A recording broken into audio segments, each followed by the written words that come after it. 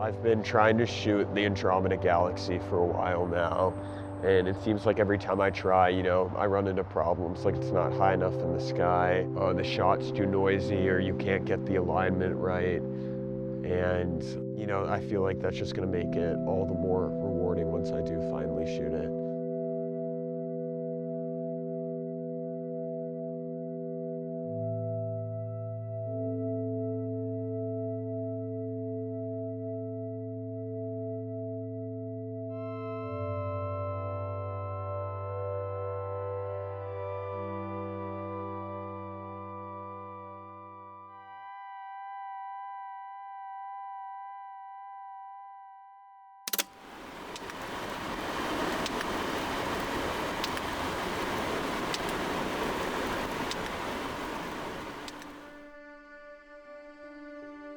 I've thought about like a lot of what do I want to do and how do I want to spend the next 40 years of my life. I think it comes back to the question like what's out there, outside your room or outside your community. The good thing about poli-sci and economics is that there are a lot of pathways you can take that do allow you to kind of experience your interests, and it's really figuring that out and experiencing what is out there that I guess drives a lot of my photography and a lot of my adventuring.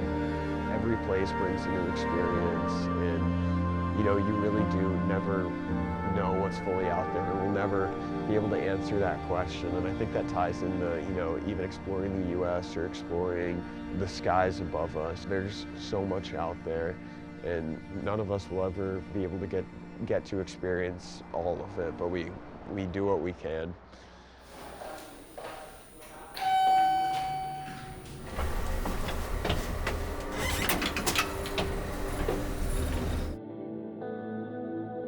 Whenever I go back home to DC, I feel like I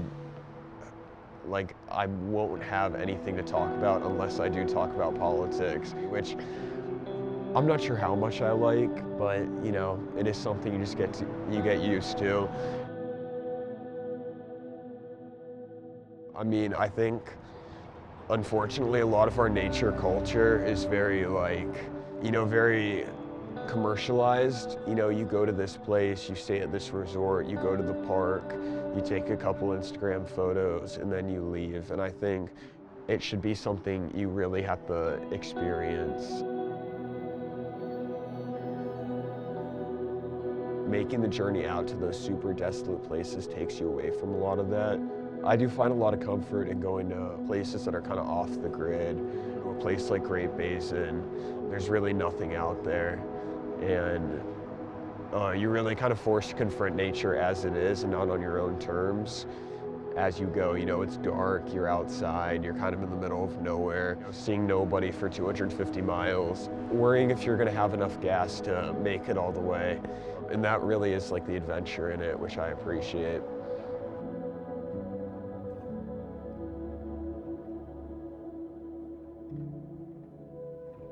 When I take my camera to like a national park, I don't know, I feel like it enhances the experience, allows you to appreciate it and kind of share it with other people. Something about like the parks is that they're so different, each one of them, and each one's so unique, and it's really about like visiting these places and appreciating how different the environments are. And you can try to represent nature as you saw it, which, yeah, I think is really cool to do.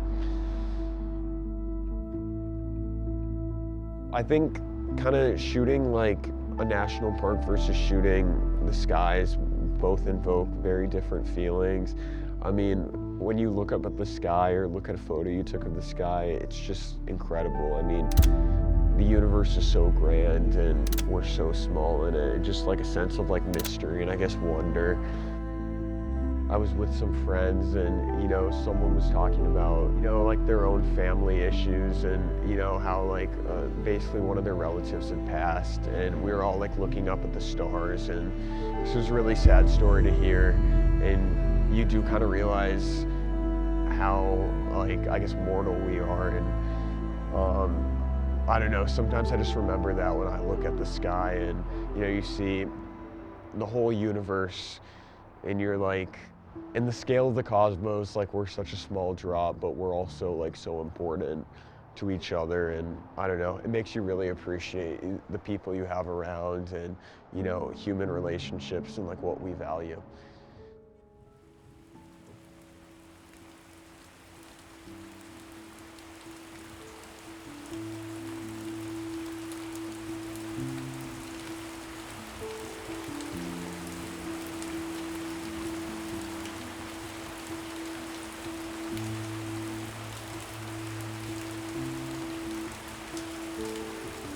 My family's obviously very ingrained in politics. Both my sisters work on Capitol Hill. My dad's an economist. My mom works for an airline in DC. You know, like very political jobs. It's always funny because whenever I go back, I quickly am listening to all these political podcasts, which I guess has nothing to do with like more my interests, which are, you know, being outdoors and appreciating like everything we have to offer. But I think they are more linked than most people would realize. I think what I've really settled on is my dream job would be to be like a National Parks Commissioner, which is basically under the Department of Interior, which I would love to work for one day. They manage all the public lands, the National Park Service is under them. You know, a lot of interesting work. You got to worry about like infrastructure issues in parks, how people are getting to parks, how you best preserve the land, a lot of stuff that I really care about. You know, working in DC, that's where all those decisions are made. And I would love to, you know, bring my appreciation of our public lands into those conversations. And I guess that's just say that like if you're really involved and you really care about something, it doesn't necessarily feel like work. You know, eventually I could live on Yellowstone and basically handle all the operations there, which would be incredible.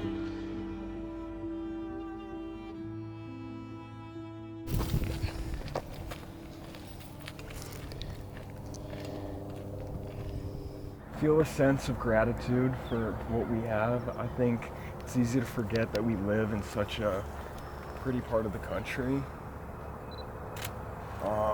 It's pretty incredible what we can see, you know? If you look really far out, there's Japan and China. Those are pretty incredible places too. We just have this big, beautiful world to explore.